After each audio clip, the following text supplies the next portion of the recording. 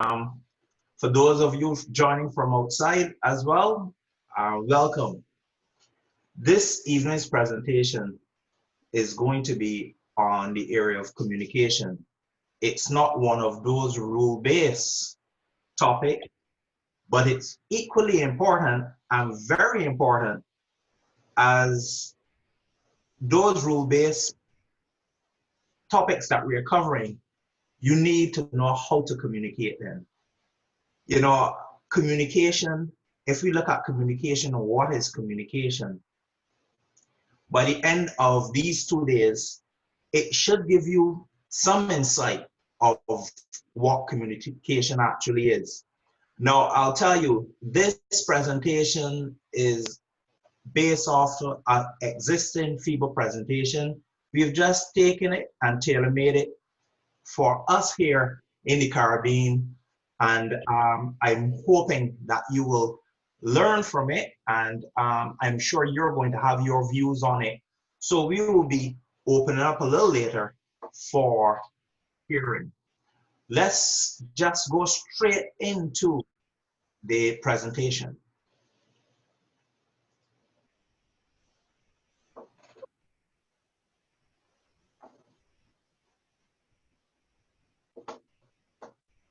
So this evening, we are looking at the area of game management, and we are looking in that area of game management directly at effective communication. As Mr. Patrick outlined, your instructors for this session, for these presentations are myself, Ian Yearwood, and Alejandra Gayton Mota from Mexico. She'll be joining us a little later as she's on another Zoom meeting.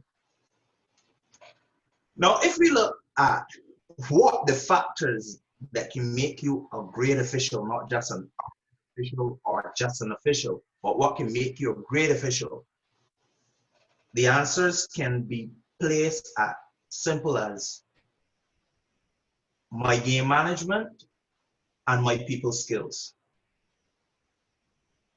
Now, understand where we're going with this. People are not going to always see eye to eye. I mean, we live in a world where you have an opinion, we have different views, but it's about finding that common ground where we can get along.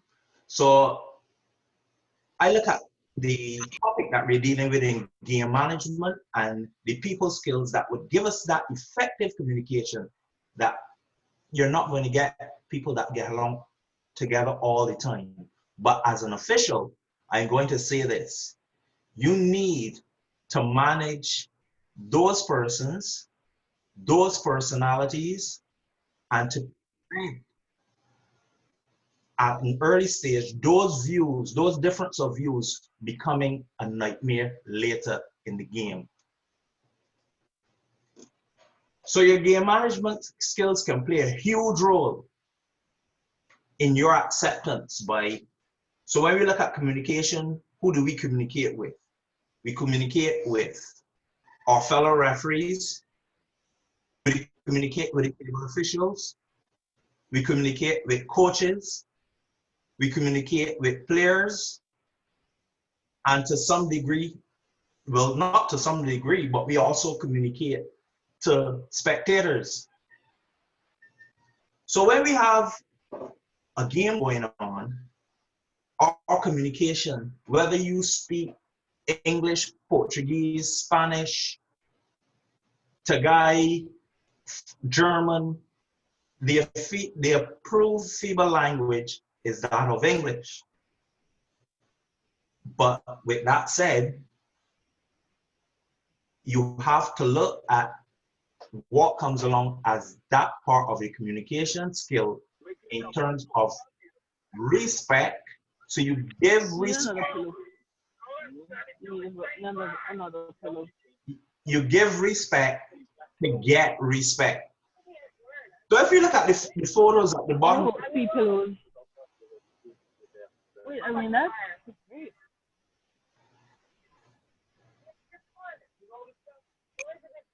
English rules. If we look at the photos at the bottom of the slide, if you look at the first two photos, from those photos, you can generally get that there's good communication happening as it relates to, in the first photo, the referee and the coach, and in the second photo, the referee and the player. Let's look at the third photo.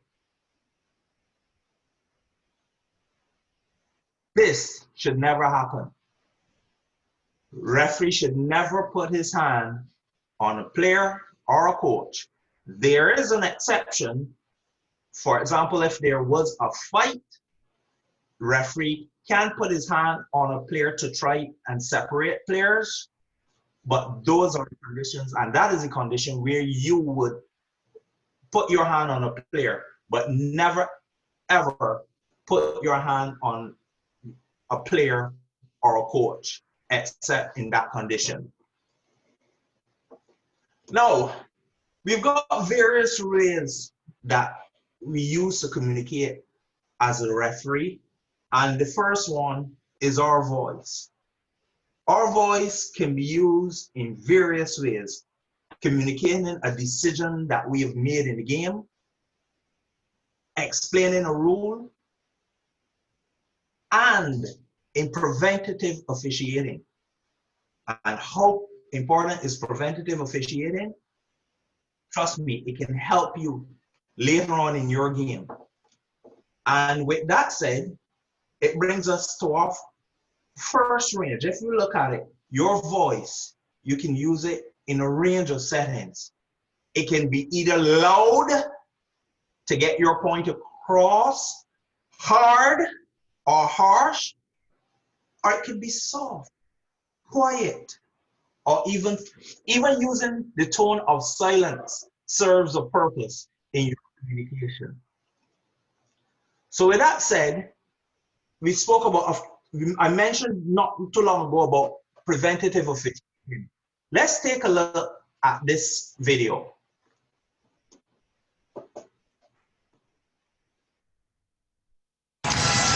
Now, this is the play that I was talking about in Game 5. Late in the game, Steve Smith gets down in the block with Kobe Bryant. Kobe's got 5. He reaches in there and locks him up with that arm. Kobe gets called for the foul. The 6th foul said, look, I got hooked. What do we see tonight? Watch Steve Smith reach in there right there, sort of grab that arm and hook him, and take another look. And then let's take a listen here at the audio what Kobe says to Danny Crawford. No, all I see is your body. Will he pull you on? Okay, I see your body checking. That's all I see, okay? If he pulled you, I'll get it. My bad. Kobe. Because he is slick. Okay? He is slick. He's a veteran. He should be slick. How good is Danny Crawford? That's great refereeing right there, too. He tells Kobe, I knew what Steve Smith's all about. So I'm going to ask you at this stage, if you can use the chat or if you raise your hand, what are your views about where can you see this going if the communication didn't happen there between player and referee?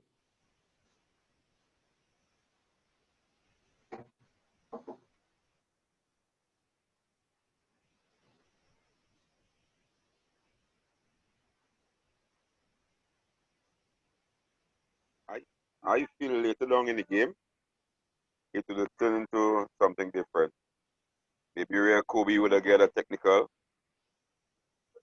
You know, I just feel that because of the little respect, you know, that referee, you know, make Kobe hear something that, you know, maybe he could accept. It would have turned something different down later down in the game. Thank you for that. And you're right. You know, we don't, as an official, we don't always get it right. So if you missed it, there's nothing wrong with communicating. Look, you know, I didn't see it that way. This is the way I saw it. But you know what? If I missed it, I'll be looking out for it later. What you have done is open up the channel of communication. Now, if your response was different, so what? You know, so what? it could also turn at the end of the game, it becomes a nightmare. So I have here the communication between Kobe and the referee build a better relationship because he admit that he did not see it. Exactly. You are a human being. Someone shared with me that verbally 7%, we communicate 7% verbally, 38% with voice, and 55% visually. You know, if that communication didn't happen there, you could start to get all sorts of perceived biases happening that may not actually be what is going on. So we've used our voice. The other option of or other way of communicating that we have available to us as a referee is the use of our whistle. And the whistle is used to get everyone's attention. Now, in refereeing, there should be one sharp, loud whistle. You put yourself at a disadvantage when you start to blow over and over and over. You're just saying, you're communicating, disregard my last whistle, listen to this one. Disregard my last whistle, listen to this one. So your one whistle should be loud and sharp, right? And someone made a comment here. Actually, opening that communication can also stop the possibility of retaliation later in the game. And you're absolutely correct.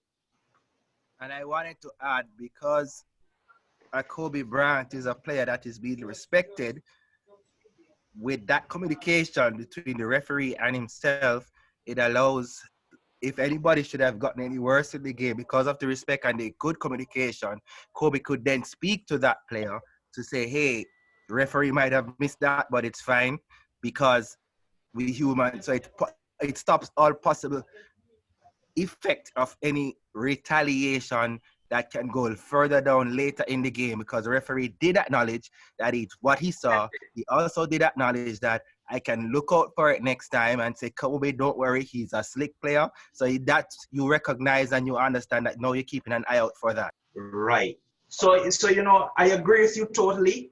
And I would add that you respect any player, any coach, any table official, any addition or any co-referee or any member of your referee crew that you're officiating with.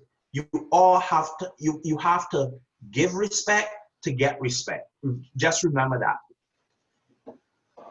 It also teaches, I have a comment here. It also teaches that referees can also blow what they see. And it may not be right, but handling it professionally can ease any further stress in the game. Exactly. And I noticed we've got a few coaches on, so I'm going to be directing later on in the video, in the presentation. I'm going to direct some of the questions at the coaches to get us as referees and officials to get their perspective of how they feel they are treated by us as referees.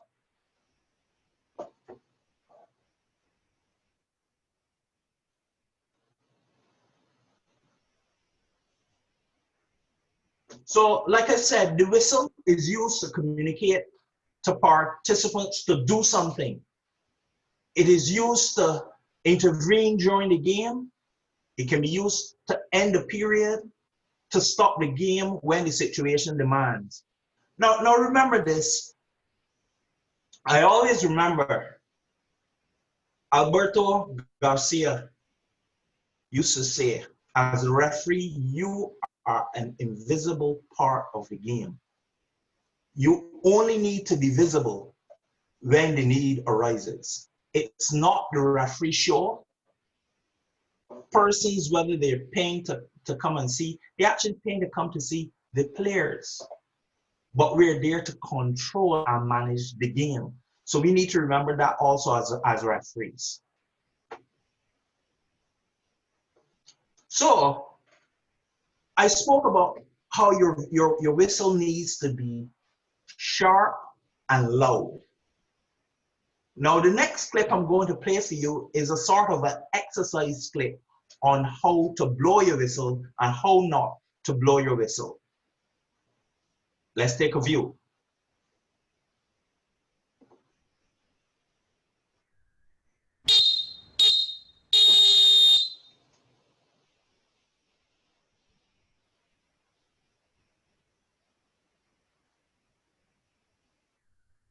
Hop, hop, hop. Hop, hop, hop.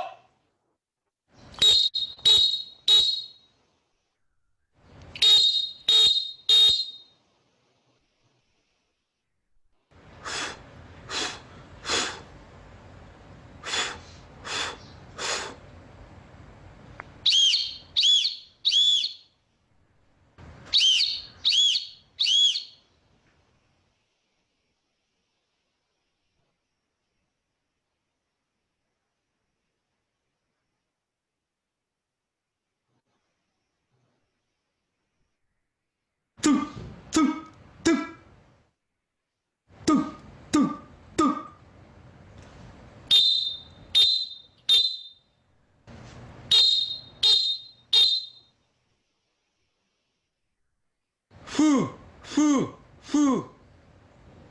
Foo, foo, foo.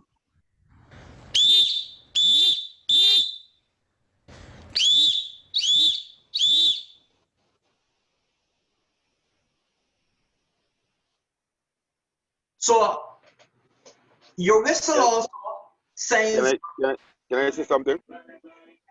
go ahead. Remember before the whistles has come a long way. You had those whistles that that chrome finish and had that big ball in them and make it sound like right now those whistles are different now. The P whistle, You get a more crisp song right now.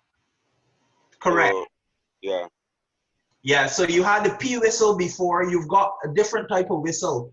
But the point I want to make here is that from the sound of your whistle, it can tell the confidence of your call. So if you get a weak whistle, it tends to give the impression that you're not sure about the call that you would have made.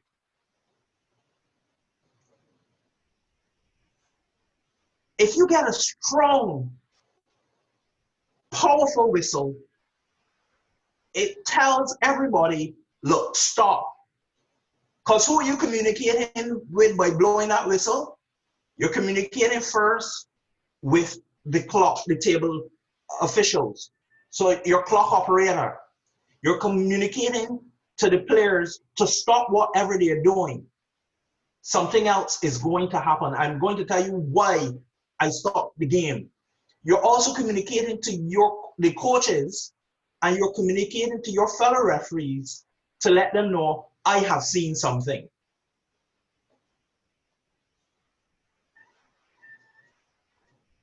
So we've spoken about our voice, we've spoken about the whistle as a way of communicating, and now we're going to look at body language. Body language, it communicates how you actually feel, what your emotions are at that actual time.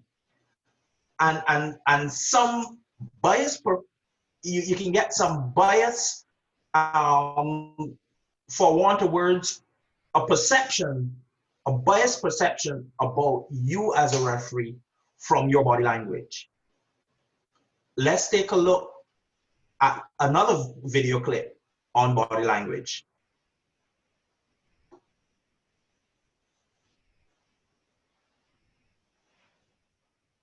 Beyond your actual uniform, what you look like, this might be the most important part, because a lot of times referees will care a lot about their uniform and they won't notice at all their body language, and their body language will literally undermine all the good things they do and all the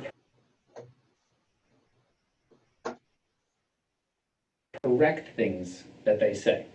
So the first starting point is something we've talked about a lot in the book, which is what we call the 4 body cue bugs. These are the 4 most common body language mistakes that we see referees make. And we'll talk about them specifically, and then we'll talk about some general concepts as well. So specifically, let's start with the 4 body cue bugs. Body cue bug number 1, the most obvious. We're looking always to try and get toward what we call open communication versus closed communication. The number 1 simplest way to close off your communication is to simply cross your arms. A lot of times you see people cross their arms higher or tighter the more angry they are, but in general, this is a closed communication stance. So crossing your arms like this, crossing your arms like this, that's the first and most obvious bug. If somebody's talking to you and you cross your arms, or if you're even just watching the game and you're crossing your arms, that's a really bad body language bug, and you should eliminate that as much as possible. Body language bug number 2, keeping your hands in your pockets. That shows that you're disinterested. A lot of times you'll see people put their hands in their pockets and kind of, look around and do something like this. Another version of putting your hands in the pocket is kind of put your hands in your waist like this and kind of keep your hands on your waistband or kind of in your belt loops. Keep your hands out of your pockets whenever possible. Body language bug number 3, putting your hands on your hips. This shows that you're kind of impatient or not really interested in what the person has to say.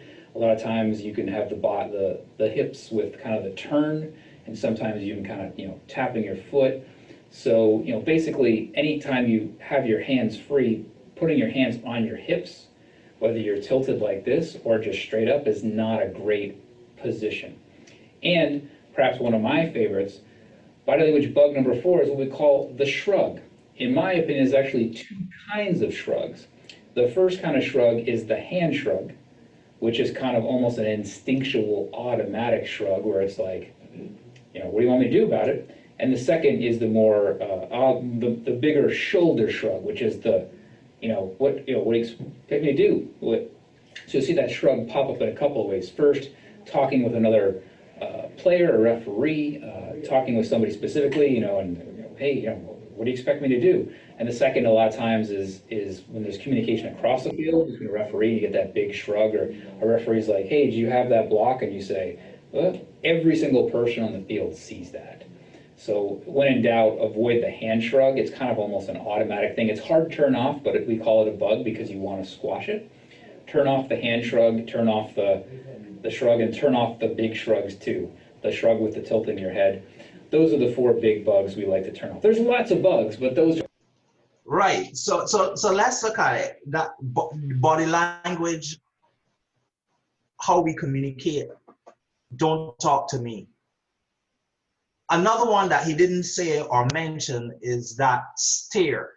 Like a player asks you a question, you just look at them like, don't talk to me today.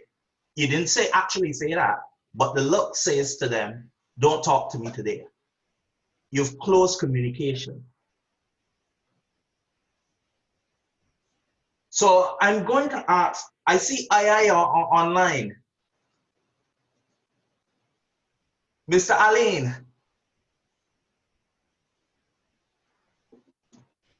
As a coach, how do you feel where we are at right now? How do you feel communication is with referees? And I know you've refereed at various levels. I see also Coach Voot on. How do you find the communication with referees? Good evening. I find that some referees are good and they act professional. Some act like you can't talk to them when you try to ask a question to find out what's going on the court. But majority of them, especially some of the ones that are like the Spanish-speaking referees, they kind of like put you on the back bench. That's what I find a lot. All right, thanks for your comment. I'll address that. Coach Voot, you want to share with us? Yeah, I think refereeing has improved tremendously over the years. However, the communication that we get sometimes when a player is heated, right? The referees, instead of giving or calming the situation, react to the way that the player, approaches them. Sometimes a foul takes place, the player is not in agreement. So him coming to the referee is a little aggressive. And that referee has to show maturity and calm that situation before it goes out of hand. Sometimes you have a problem with that. Okay. However, all in all, I think you have seen a great level of improvement in the referees general. Thank you. Do we have any other coaches in our chat? Yeah, I am from Dominica. Over the years, I've seen referees. It depends on what territory the competition is. Some of them tend to favor the host country. And you said something earlier on there that some of them just tend to take over the show. And it's a true thing. Sometimes it's like a quarter go and they maybe they'll make no calls, and then all of a sudden now they take over, it's their turn. And I find that has been going out with a lot of referees in the Caribbean, and even when you look at it as if it's their turn. And then even when I'm a coach, right? And that's why I come on this program to get some information, because I've seen coach and referees blow, and we had this thing about blocking and the cylinder, and a lot of times I have seen referees blow, because my player jump up straight and initiate, and they feel that my player initiate the contact, so that's why I this program have it helping me to understand. So now why I can sit down on the bench now and I can challenge some of the decisions that they are making. Because over the years, I think the referees and them, and I have no bone to thing. I feel wherever territory they are, they favor the home crowd and they get carried away and they feel it's their show and nothing, That's my take on it. Thanks. I just want to add something else here, Mr. Yearwood. Go ahead. I think what I think is important here, referees and coaches need to come together more. I think when you look at basketball, for example, the referees on one spectrum and the coaches on another spectrum. They see each other as opponents.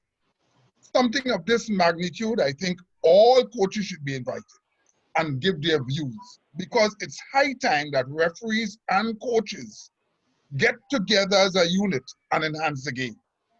Because like what's happening here, it's among referees, but a lot of coaches need to hear this. In our leagues, our coaches and referees need to have meetings and come on one accord. It's different. Most times the referee, from the time the coaches walk into the gym, he says, "You see that referee there? I don't like it." So it's a war between the referee and the coach. That needs to heal for the sport to go to a different level. We really, really need to get to that. So something like this, we need to invite coaches to give their views, not just a few. True that. I support you. Can I weigh in? Yes, you can. Freddie Brown here, VP Technical CBC Vice. I'm so happy. I am indeed happy to hear all the comments with respect to the coaches-referee relationship. And it is FIBA philosophy now when it trains its instructors to provide them with information regarding coaching. One of the subjects that we will be covering is basketball knowledge. And that basketball knowledge is coaches' knowledge. It's actually a mini coaching course to give the referee a wonderful understanding of how coaches strategize, how players move, so they can really have an active mindset to referee and to referee with a degree of knowledge of what is coming. The next thing we're also doing, you're proving it right now. We don't just have referees sitting this course. Every single person involved in the game of basketball has been invited to participate in this course. And the mere fact that we have a booth and a few other coaches commenting it brings greater depth and leverage to the average coach now, to the average referee who's going to go out there and referee the game. We're getting different perspective on communication. And so I am so happy about it. And thank you so much for your comments. Okay, Ian, we have Royal Tony has his hand raised. Mr. Tony, do you want to go ahead and say something? Go ahead. No, it was dealt with already in the earlier part with the video with video illustration with Kobe Bryant and the interaction with the referee. It was dealt with already. Okay, thanks. Thanks. Okay, so what I want to say now is that you've heard the coaches, and what I have picked up, and you can tell me if you have to as well, is that there are perceived bias already. Their perceived bias once the game starts and during the game. How can we eliminate those bias? By communication, by talking.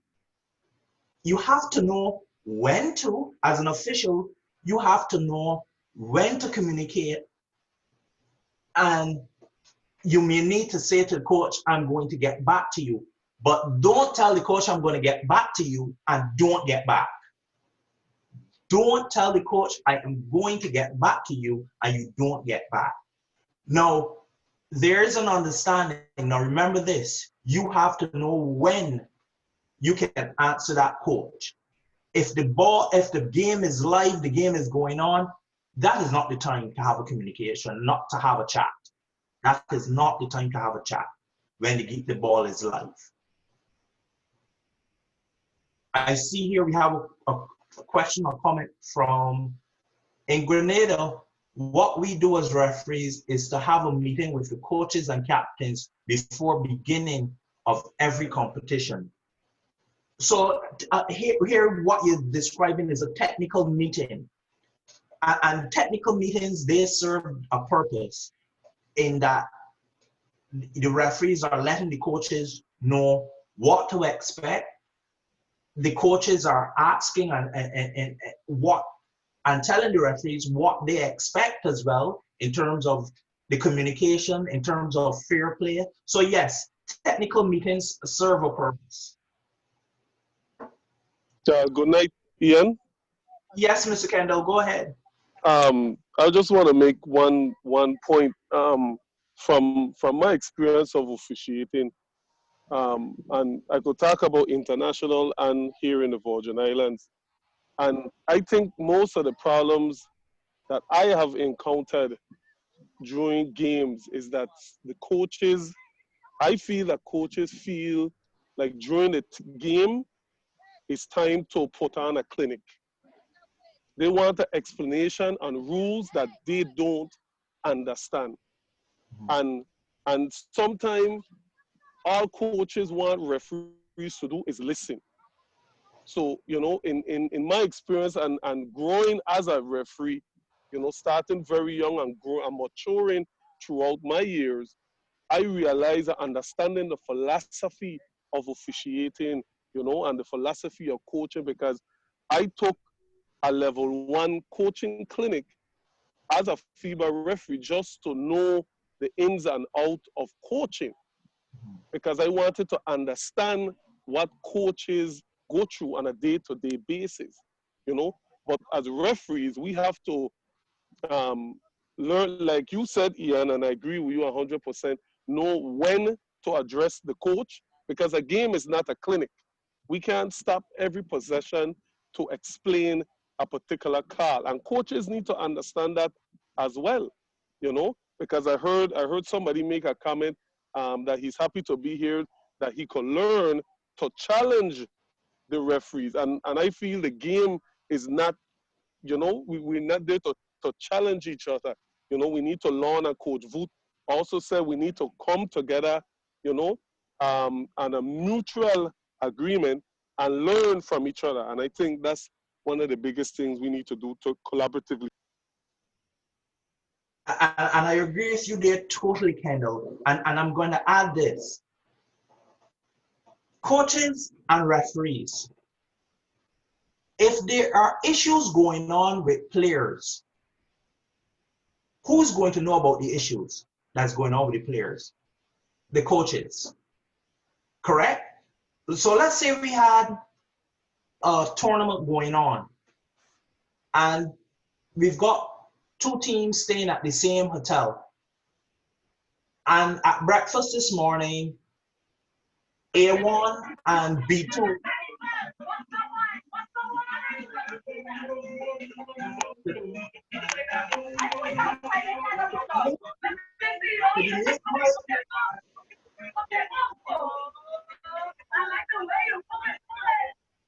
right. So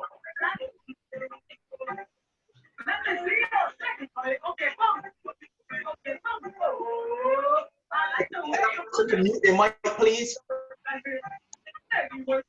Derek, can you go on mute?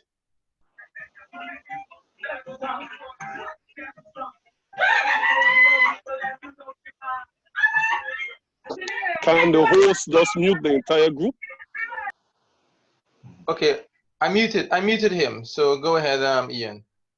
Yeah, can you hear me? Yeah, I can Good. hear you. Good. No, so like I was saying, you've had two teams staying at the same hotel. A1 and B1 had an issue at breakfast this morning at the hotel. They're playing a game this evening now at 5 o'clock. Who is going to have that information? Not the coaches? As a referee, do you think that information is important to you to know? Yes, I think it is. Yes, yes, it is.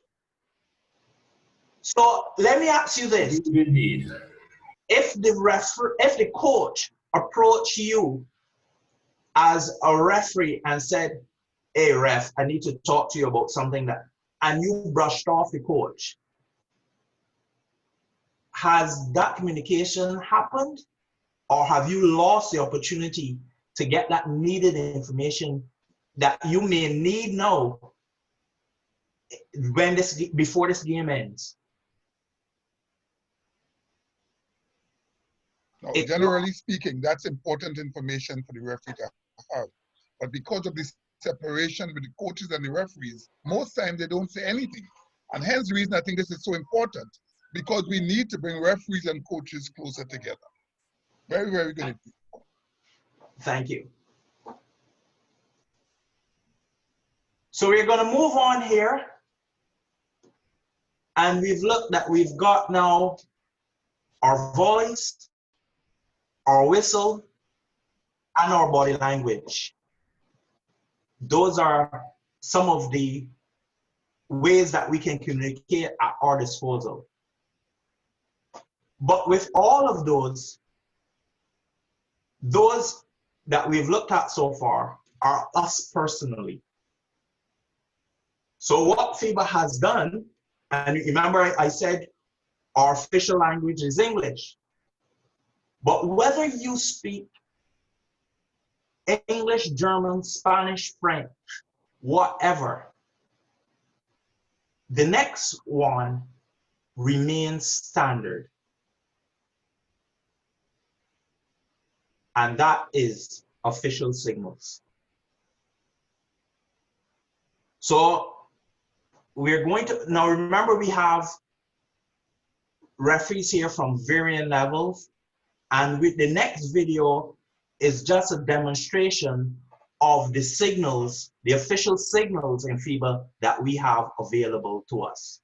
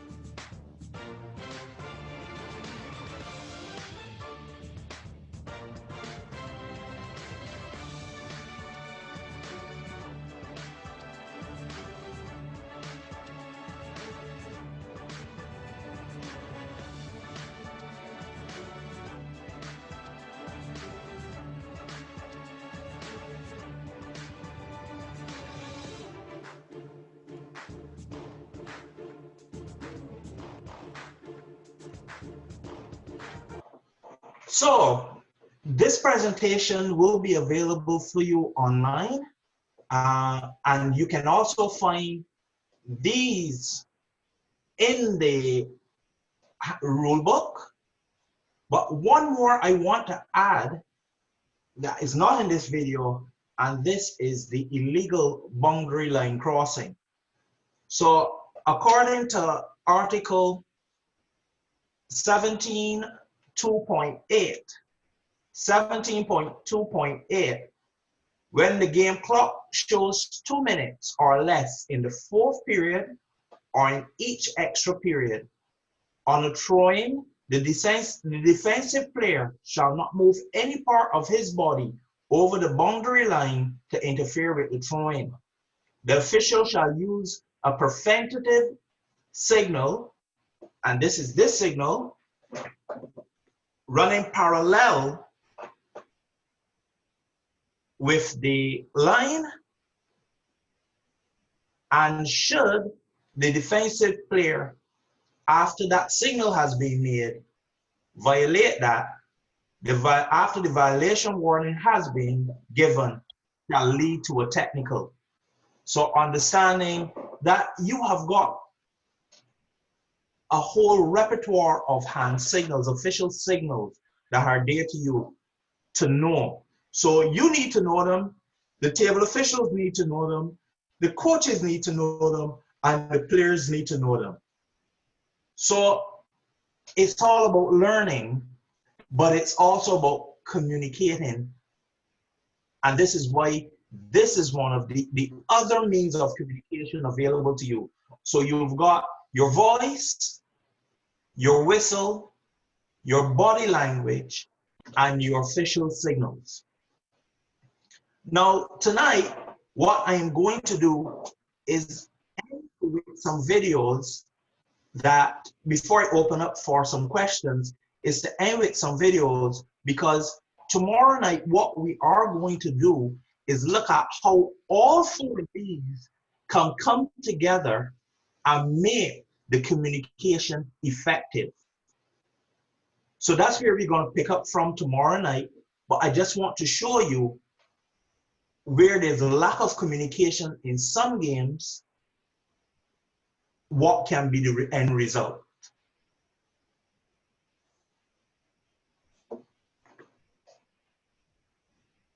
And you have to ask your question, did this just suddenly occur?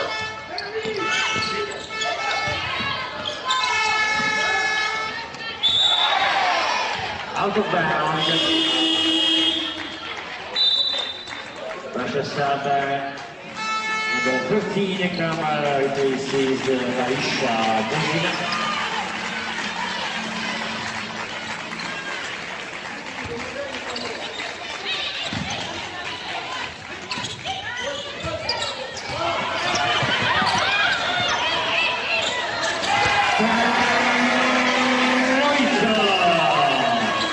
Can anybody tell me what just occurred?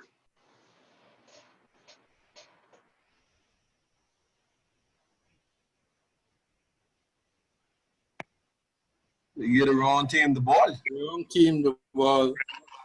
And they shot in the wrong basket. They actually scored in the wrong basket. Because if you look, if you go back looking at it, all you need to do is to look and see where the team, one team is positioned. Look at where we are. We are in the third quarter, a third period, with 3 minutes, 14 seconds left. So what should it be? The red should be shooting in front their own bench, correct? Correct. All right. So where's the lack of communication? We've got 3 referees. We've got a commissioner or technical delegate at the table. We've got coaches and players. So where is the lack of communication? Is there anything that has been caused because of lack of communication? Do you agree it's lack of communication that caused this? Yes. Communication and concentration, yes. Observation too. Yeah, concentration, yes. Yeah. All right.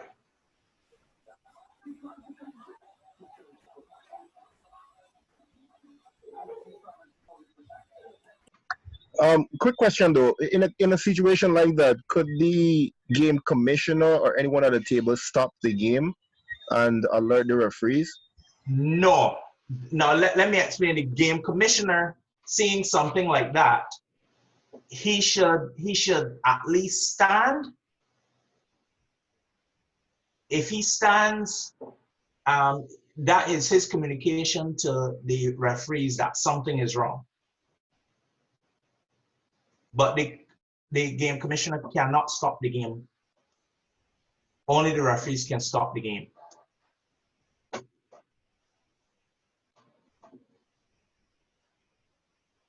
So what about if the players like don't participate and say ref?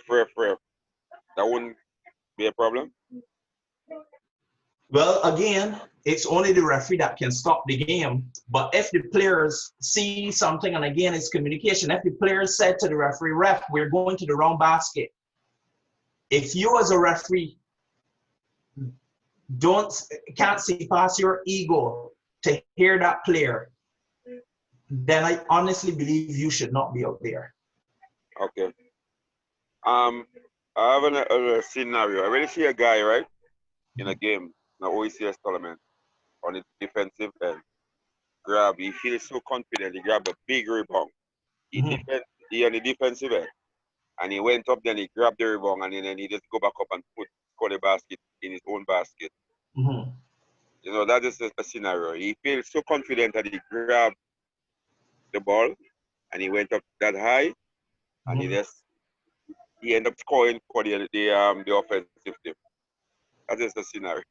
And the rules speak about that. Yeah? The rule speaks about that. Yeah. I know.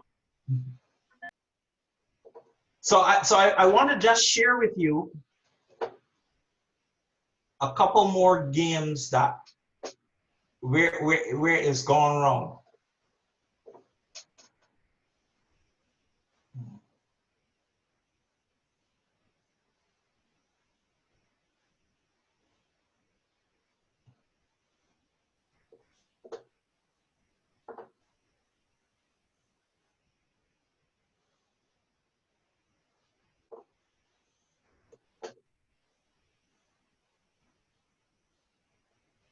So we're going to quickly run past this one we just looked at.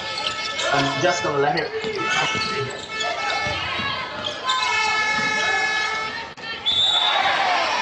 Out of bounds. Russia Saber. Number 15 in camera replaces Aisha Bujina.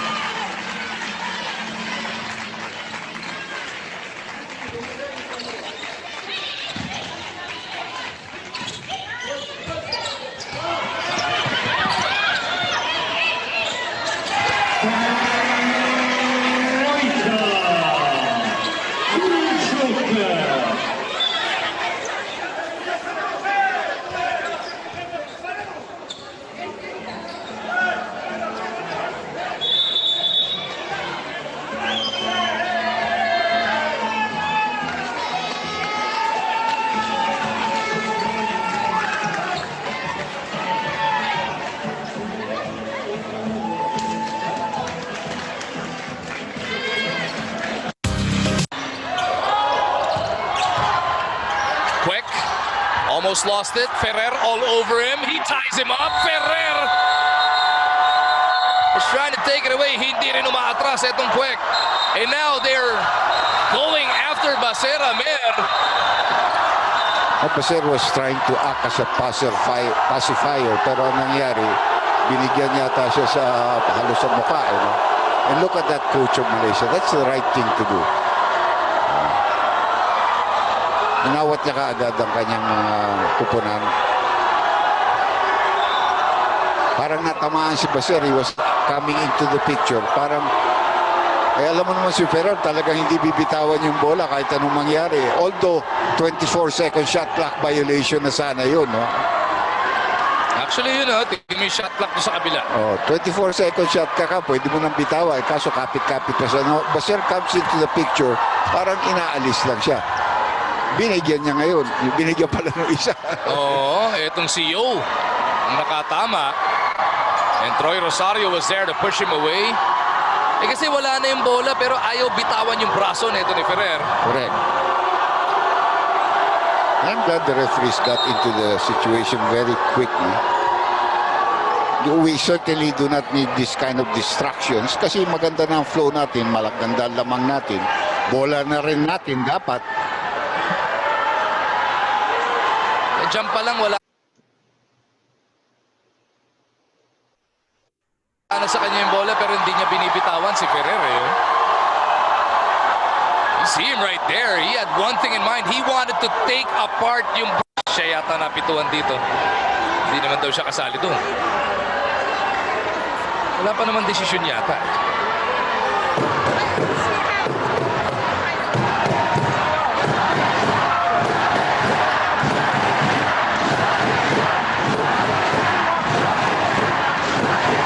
Team commissioner natin, itong nakamotin tayo, the game officials. Trying to make sure they get the right call here from the referee.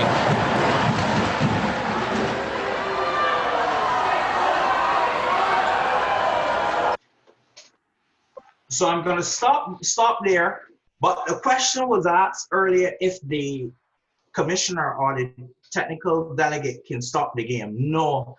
And here, the referee would consult with the consulted with the commissioner or technical, in this case, the technical delegate. But at the end of the day, the decision is that of the crew chief. So I hope this is able. So these videos and this entire presentation will be available for you. But I'm going to open up the floor for any questions so far as it relates, because we're going into tomorrow, as I said, we're going to go into when they need to be assertive, understanding your role as an official and how you can marry together the conversation between coach, player, and table official to make that communication effective. Hey, Ian, I have a question or maybe a comment. When referees make a call, part of it is to sell the call with their either hand signals or hand motion of what actually happened. I think it helps to explain through hand signals what actually happens.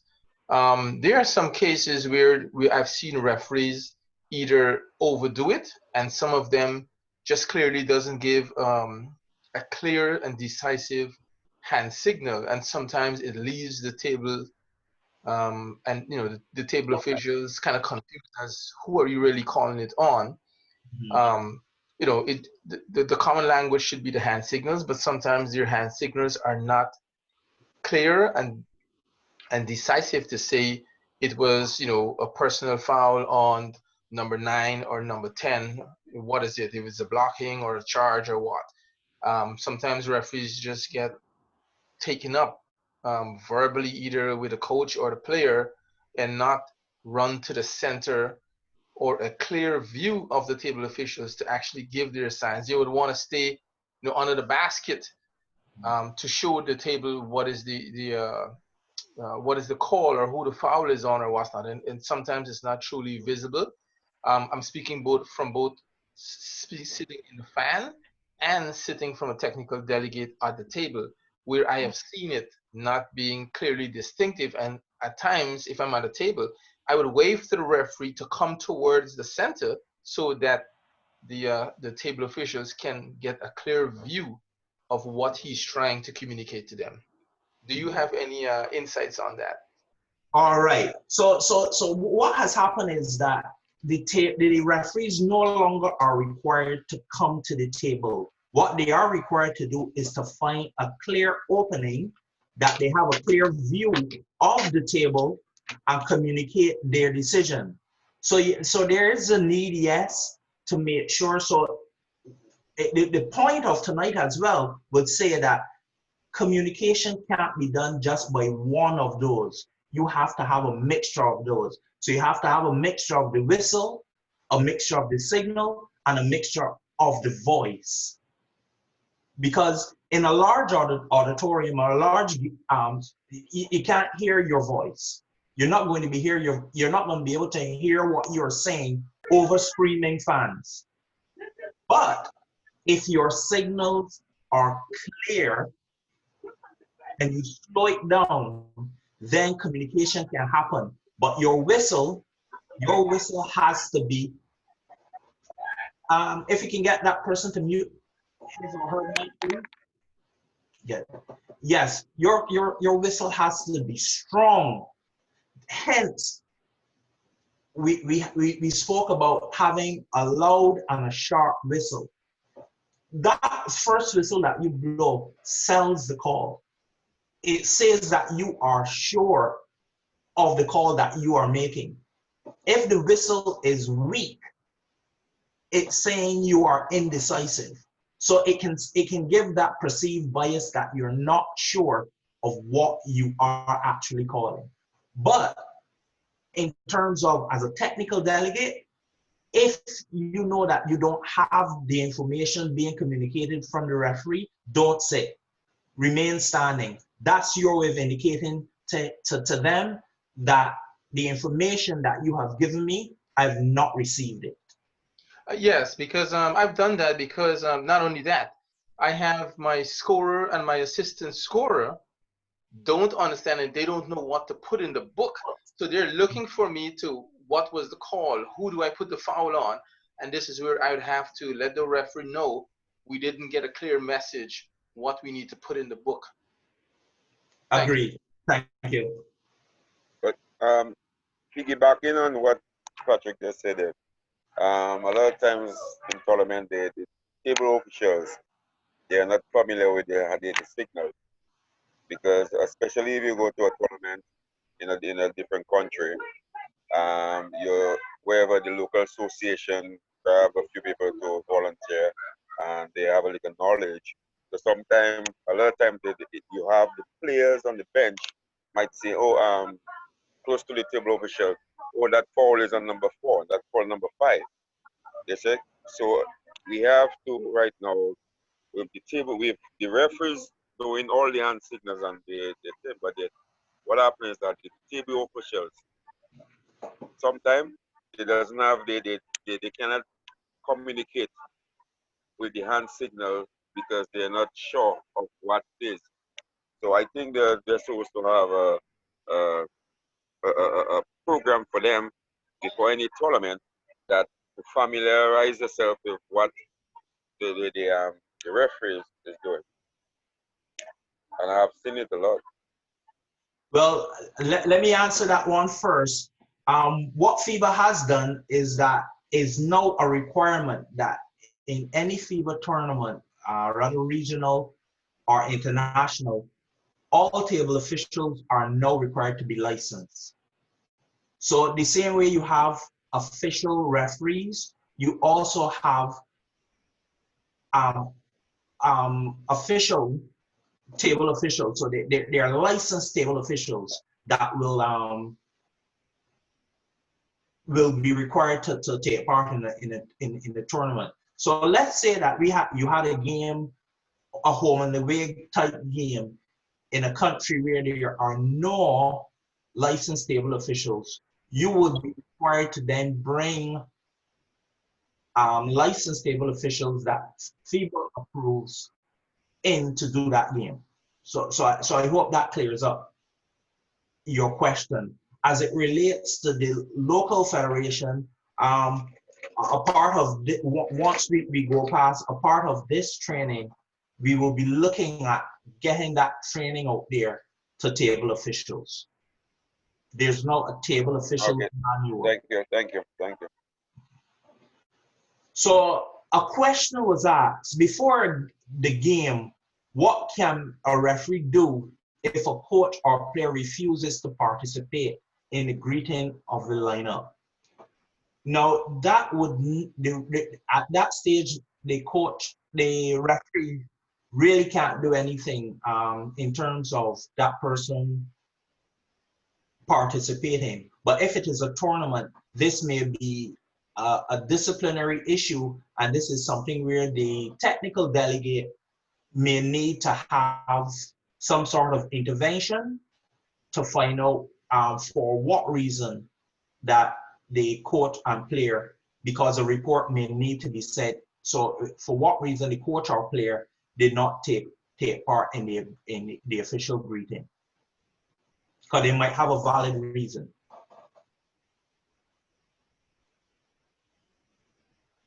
I can share with you, I was at an international tournament, and one coach refused to shake the hand of another coach, but we understood the legitimacy behind it, and we just have to write a report as to why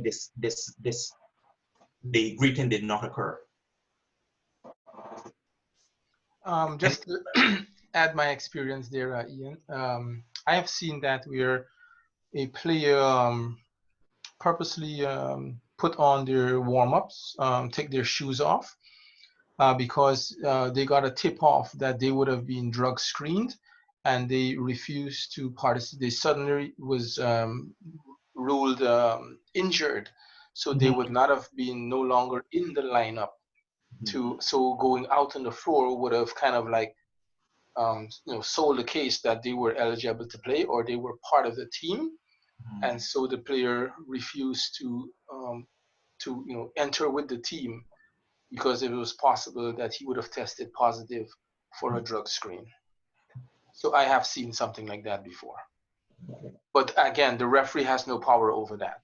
That is somewhere where the technical delegate has to lodge a formal report on the activity or the behavior of a player or a member of a team delegate. Because it's outside the game. Any other questions?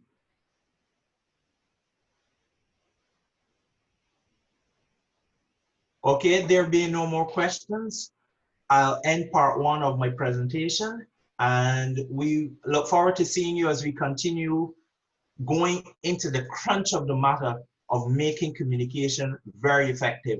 We've just looked at tonight the methods of communication that are available to you. We're looking at tonight now tomorrow night, marrying them together and making that communication effective. Thank you. Ian, wait, there's one more question in the chat. Go ahead. Oh, on a missed last free throw, what is the responsibility of the trail official as far as signaling? So remember, on that missed free throw, really the trail official is going to be echoing the center official, because the center official is going to be table side communicating what is happening to the table. So the trail official may his responsibility is to echo the communication of the center, and to make sure that no other players outside that the three-point line have entered or caused a violation to occur. Does that answer your question? Sir Yearwood. Yes, sir. Yes, sir. For the video that you showed earlier, where the 3 minutes and I think it was 48 seconds remaining in the third quarter. Yeah, there was, yes. There was a the official found out that there was a mistake in terms of the direction of play. Correct. Okay. How do you proceed in a situation like that? Because okay. So what? Sort of easy for me. Okay. So let's forget the part that they gave the wrong team the ball, because if you remember, Red shot at the correct basket, missed, and then got the ball back. But let's say that didn't happen, ball went to bounds, wrong player got it, and it went down to the other end of the court. What you would do is mirror the court to where the ball was inbounded in, and now restart the game from that situation where the game is, so that they will be shooting at the right basket. So in other words, you would just reverse, rather than begin at the end the end line you began at, where you realize the mistake and you have to turn it around, start from the other end line. Does that answer your question? I'm actually looking at it from the perspective of the mistake being found out at 3 minutes 48, and the game. You would play actually 6 minutes. 6 minutes of mistakes. So how do you proceed from there? Yeah, nobody recognized until that point. It falls in what you call correctable error. So you've realized that there's an error. There's a period of time that you can correct that error, and this falls within the period of time that you can correct the error. So you correct the error and continue the game, that there's no one further affected. Correcting the error in this case now, the direction of play now. The team that should be scoring in this particular basket is actually scoring in the other basket. Mm-hmm. That's the angle I'm looking at. Right. So you stop the play. You've stopped the play as to where you recognize the error. Yeah. Correct? Yes. So in that case, the basket is counted. So it's now supposed to be at the disposal of the other team. Correct? Correct.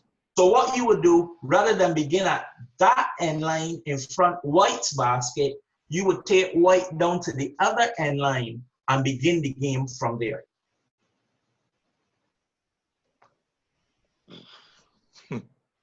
But it has to fall within the period of correctable error, where the clock stops and starts. Excuse me, good night. Mr. Francis, go ahead. Yeah, so what you're saying basically is that from that point, you would switch the basket and continue from there? Correct. Oh, okay. I was just trying to understand. Yes. Okay.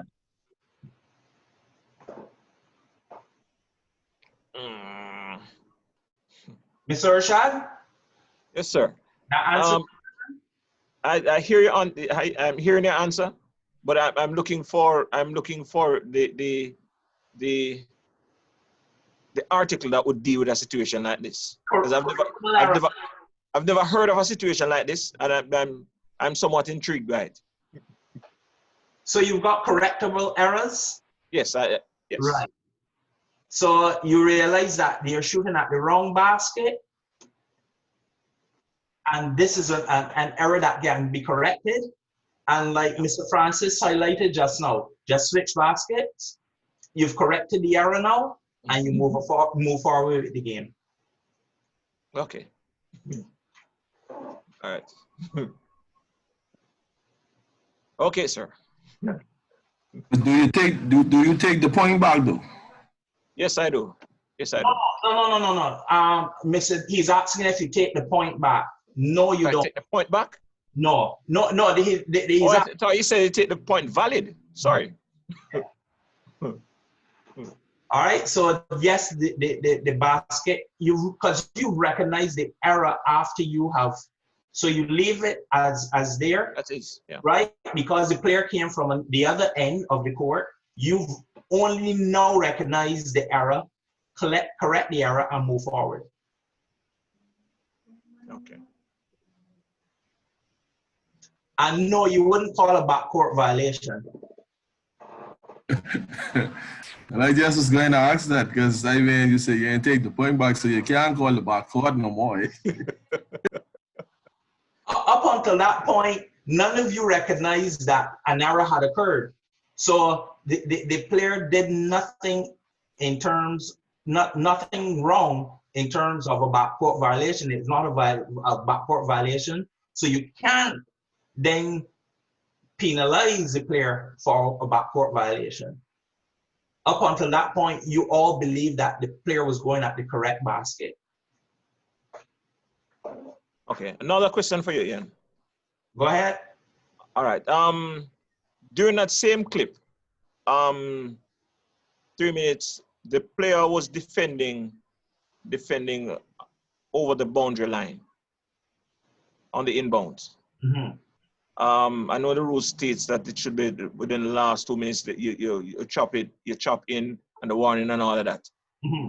Do you start from early out to warn players about defending over that boundary line before you actually have to start making that call?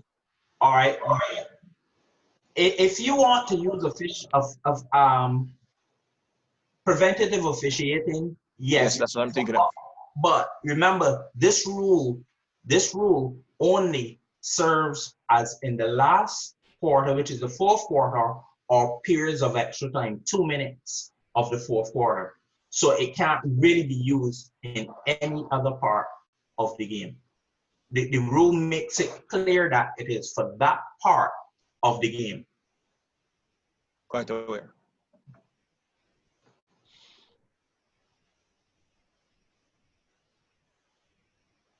All right. Ladies and gents, thanks very much for a very productive evening and look forward to seeing you tomorrow evening. Just a quick closure note. Thanks everyone again. Just a resource pool. On these sessions, you have Mr. Frederick Brown, you have Mr. Ian Yearwood, and you have myself, Patrick Haynes. We are all FIBA certified technical delegates representing the Caribbean. So, there's many years amount of knowledge among the three of us. Also, there's a number of active licensed referees on the call, like Henry. We have Hales from Jamaica. We have Young from BVI. We have a couple from Puerto Rico, Mexico. So there's a number of resources here. We had Christian for the past 2 days. So there's a number of resources available for you to tap into for further or continuing education, and also as a reference or a networking if you need clarity on anything. So these sessions are not just, the access to us is not just limited to these sessions. Please utilize the network through your national federations to make sure that you stay on top of the rules, the regulations, the changes, any interpretations, because what you learn today, it will evolve, and in the next 6 months it might change, because FIBA is always adapting and always improving. So it's not today, what you learn today will be the same knowledge for the next 10 years. No. So I encourage all of you to, one, stay active, and also try to recruit younger referees so that we can increase our pool of referees in the zone. With that saying, thank you and good night. Mr. Brown, do you want to add anything? No, just to say we had a good night. Good interaction by the audience. And we want to particularly thank those coaches who contributed to the whole exercise with respect to communication. That is a big plus for us, and we just need to improve on that. Thank you very much. Okay, thanks all, and good night. Good night.